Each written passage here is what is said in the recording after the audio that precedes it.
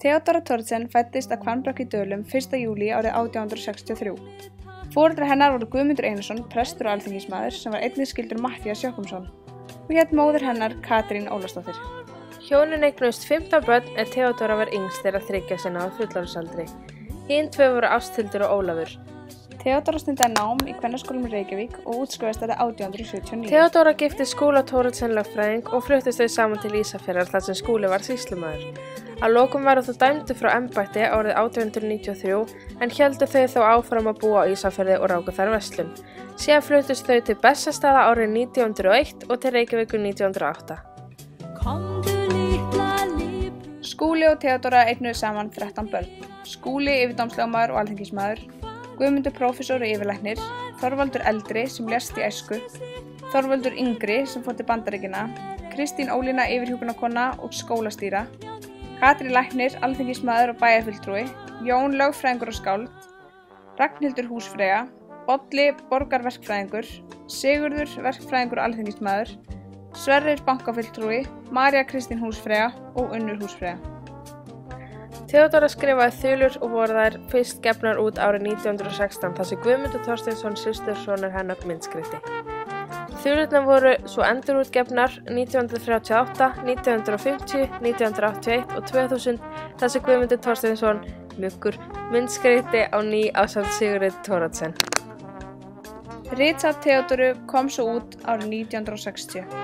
Útgáfuna sá Sigurður Nordal, Eins og gengur, sem voru smásögur, kom svo út árið 1920. Kvæði, stökur og sagnir Theodóru eru birtar víða, meðal annars í mánaðarriti Lestrarfélags kvenna í Reykjavík. Hún þýddi sögur á öðrum tungumálum og safnaði einnig þjóðsögum. Íslands Folketrú var gefin út í Kristjaníu 1924 eftir handriti hennar. Theodóra var einnig mikil virk og listfeng hannyrðakona. Raunsæi bókmennastefna sem barst til Íslands seint á 19. öld. Theodóra var í flokki raunsæi skáldanna, en Hannes Hafstein, Gestur Pálsson, Steffen G. Steffensen og Einar H. Kvaran voru líka dæmi raunsæi skáld. Þau skáld horfðu mest á nútímann í leit að yrkisefninu.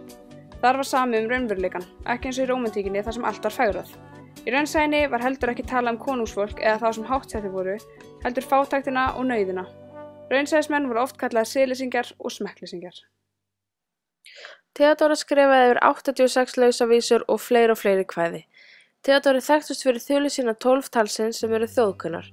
Í þulunum skapaði Theodóra ævintýraheim álfa, trölla og skógadísa en enga síður kom hún fram skoðunum sínum kvenréttindi og hefðbundin kvenhlutverk í þessum magnaða heimi. Þekktasta verk Theodóru var líklega Tungli, tungli, taktu mig, enda kannast margir Íslendingar við það. Theodóra dó í Reykjavík 23. febrúar 1954. Theodóra eyddi ævi sinni í að ala upp 13 börn, halda uppi heimili, semja kvæði, auk þess sem hún studdi við kvenbaráttuna. Það má svo sannarlega segja að hún hafi verið kjarnakona. Enda var hún sjaldan kölluð skáldkona, heldur var hún frú Theodóra. Tunglið, tunglið, taktu mig og berðu mig upp til skýja, hugurinn ber mig halva leið í heimana nýja. Mun þar vera margt að sjá, mörgu hefurðu sagt mér frá, þegar þú leiðst loftin blá og leist til mínum rifin skjá. Komdu litla leibru tá, langi þig að heyra, hvað mig dreymdi, hvað ég sá.